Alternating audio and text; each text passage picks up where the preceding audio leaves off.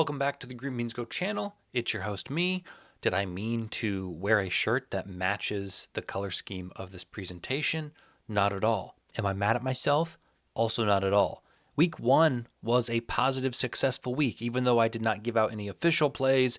Had you tailed all of my plays at a standard 1 unit, you would have been up a unit, 0.1 on spread, down almost 3 on totals. We got to fix that. That's not great. And then up almost 4 units on Moneyline, 9 and 7, 7 and 9, and 12 and 4 were my records for each of those categories. I'll be honest with you again today, guys.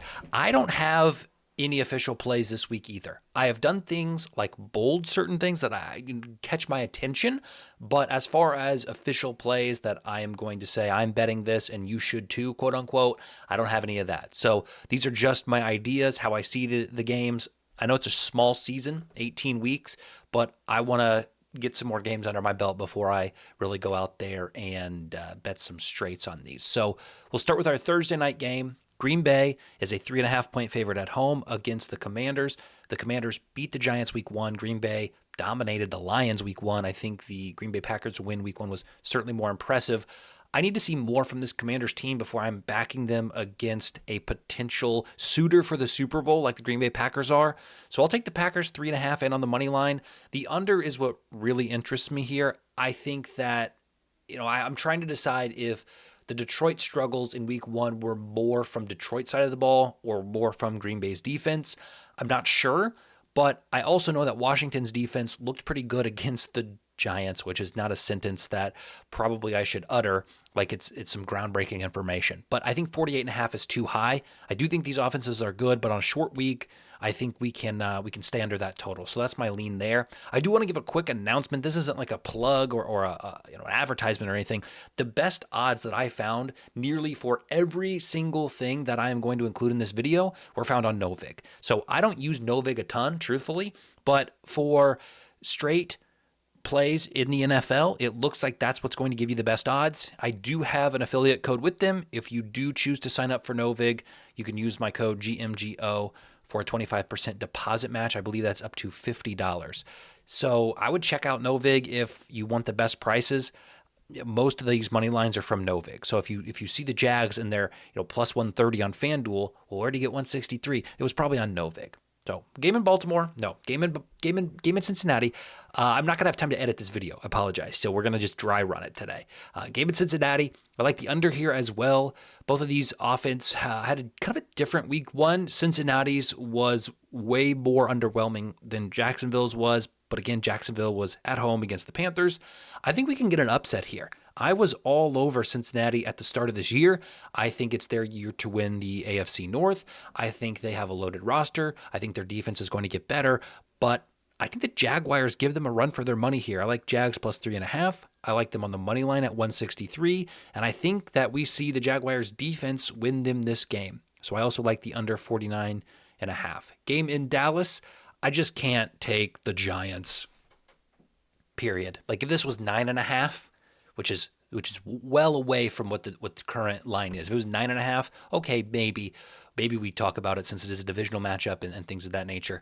But I'll take the Cowboys with a little bit more rest even at minus 5.5. I like the over 44.5. And of course, I'll take the Cowboys on the money line. Game in Detroit is tricky because we look at what Chicago did on Monday Night Football. And for a half, they looked pretty solid. They looked in rhythm. Their defense looked good. Now, their defense did lose, I think, their top 3 cornerbacks by the end of that game. So that could be a problem in this one. I would maybe check the status of that. But I think with Ben Johnson having been with the Lions, now with the Bears as the head coach, he is going to understand what he's getting his team ready for in the Lions on Sunday. If you take the penalties away at the end of the game, kind of the ridiculous ones for the Bears, they win that game. And some of their choices, not kicking the ball out of bounds, the Bears lost that game more than the Vikings won. I think Bears can hang on here. I think the Bears can keep it close. I still like the Lions to win, but I can see a 3 and 4 point game here. 6, I think, is generous, and I think the Bears will come ready to play. I also like the under 47.5, but again, that's just a lean. Game in Tennessee. Oh boy. I thought this would be closer to 3. But it's 5.5, and I'm bolding it. I think this is one of the most intriguing lines on the slate. I think it's a great bounce back spot after their trip to Denver, where they did not look too bad. A few costly errors down the line is what caused the loss, but this team has some potential. I also like the over 41.5. And like I said, yeah, Titans on the money line. You don't have to tail it. You don't have to bet it. But I think that's where, not only where the value is, I think they can pull this off at home in their home opener against a Rams team that in the second half couldn't get anything going. And against the Texans, well, their offensive line, like they played good defense, but I don't know. I think the Titans are a sneaky spot here. Game in Miami is confusing. Never would I have expected a team that got blown out week 1 and looked utterly incapable of putting any points on the board. I didn't think you'd see them as the home favorite. I thought maybe with this divisional rival Patriots, we'd get the Patriots maybe -1.5. It's the opposite. Patriots are the underdog, so I'll take the Patriots. They didn't look great week 1, but they looked better than Miami. So +1.5 and on the money line, and I like the under there as well. Game in New Orleans, it's looking like Brock Purdy is going to miss it. I don't know if they've declared it officially, but the last thing I read was he could miss multiple weeks, which tells me he's probably going to be out this week.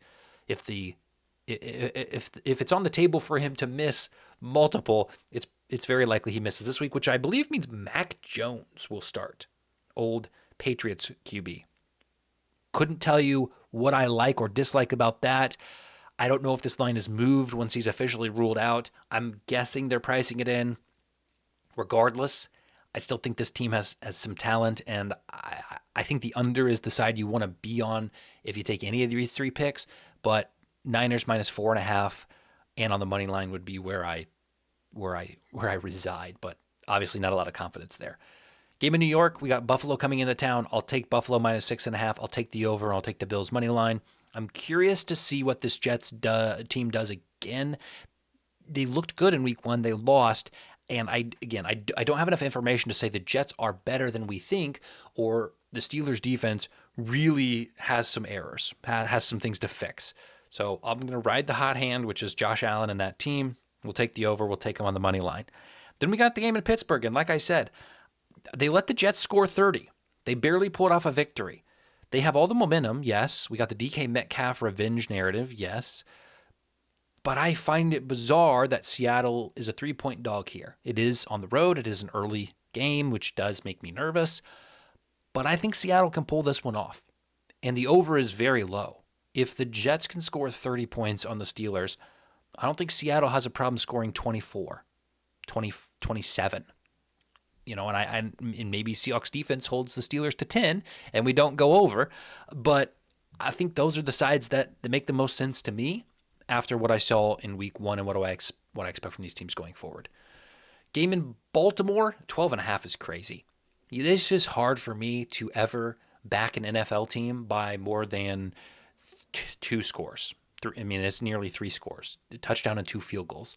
So I'll take the Browns. These teams are familiar with each other. I think it'll be a very defensive game, under 45.5. I think Baltimore will just run them ragged, but also run the clock ragged. So again, I'm not playing any of that, but that would be where I would go if I had to go. Game in Colts is the most interesting game to me, maybe on this slate. Game in Indianapolis, guys. I'm not an idiot.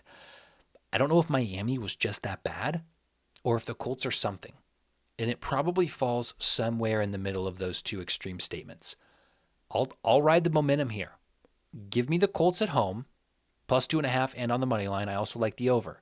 The Broncos had a very get-right game week 1, 9.5-point favorites at home against a rookie QB. And their offense looked pretty bad. And the Colts defense, I think the Colts defense showed us in week 1 that maybe it wasn't just Tua who's the problem. I think the Colts defense is solid, and they get to stay at home. I like that side a lot. Game in Arizona, I think Bryce Young does just enough to keep it close. But I do think Arizona can pull this one out probably by a field goal. I think 6.5 is just too many points for a Panthers team that is facing a softer matchup than the Jags. I think the Cardinals are worse than the Jags. The Cardinals were struggling against the Saints. And I think they will come into this game where they have the same price as last week against a better team. Now, they are at home and things of that nature, but I look at this line and I think the Panthers 6.5 is the side. Then we got the Super Bowl rematch. Should be a good one. This will be national televised. You can watch it, I think, no matter where you live. I'll go with the Eagles again. A little bit shocked that it's this low, -1.5 and -110 on the money line. I also like the under here. I think it'll be a defensive battle. I think it'll be a slow game. I don't think these teams I don't think it's going to be a shootout necessarily. Could be. But I like the Eagles to take down the Chiefs in the rematch in a pretty ugly, boring game. And then we got our prime time and our two Monday night games. There are two Monday night games on tonight. So looking forward to that tonight. Not tonight, next week. Looking forward to that. Game in Minnesota. Oh, boy. I know. We saw the Falcons shoot themselves in the foot on Sunday and blow a game that they should have won. And then we saw the Vikings get a gift when the Bears did the same thing as the Falcons. And I just think this line is wrong. I think that's too many points. +4 for the Falcons. I'll even take them on the money line. I'll put my money line where my mouth is. I think the Falcons upset the Vikings on Sunday Night Football in Minnesota. I also like the under. J.J. McCarthy, I think he's vulnerable. He figured some things out in the second half, but the Bears had to lose their top 3 cornerbacks. I think the Falcons go into this game and steal one on the road. Game in Houston is bizarre. This was one. Okay, I lied. I may have said the Colts game was the most interesting line. I said the Patriots line was very interesting. This one is single-handedly the most bizarre line to me, and I can't figure it out. I don't see injuries. If any team is injured, it's the Texans, not the Buccaneers. I realize the Buccaneers looked fairly pedestrian against the Falcons, but I think the Falcons are an okay team. 2.5-point underdog, +126. It doesn't make any sense. I thought this would be flipped. I was very shocked to see that the Buccaneers were underdogs. I like the over as well here. I think there'll be some points scored in this one, but I bolded it. I think if you're going to bet anything, obviously wait for Monday Night Football. There'll be some promos out there. This line may move back to Houston and maybe a pick 'em towards the kickoff. We'll see. I'm perplexed by it. Lastly, the game in Vegas. I'll take Chargers. What do you call that team? The Los Angeles Chargers. -3, 169 on the money line, and the under in that one. Again, Raiders. I think it was a fluky sort of game. They didn't score a ton of points. It just was a kind of ugly defensive battle, and I think the Chargers will throw a lot at them, and that's where I sit. So we got our weekend review done. We got our power rankings done, and there's our spreads and totals. Tomorrow we'll do touchdown props, and then on Friday we'll do player props, and we'll keep it going. So appreciate you guys. Sorry this wasn't edited, and there were some errors in there. Just got some things I got to take care of on the home front. So appreciate your guys' patience, and we will see you tomorrow.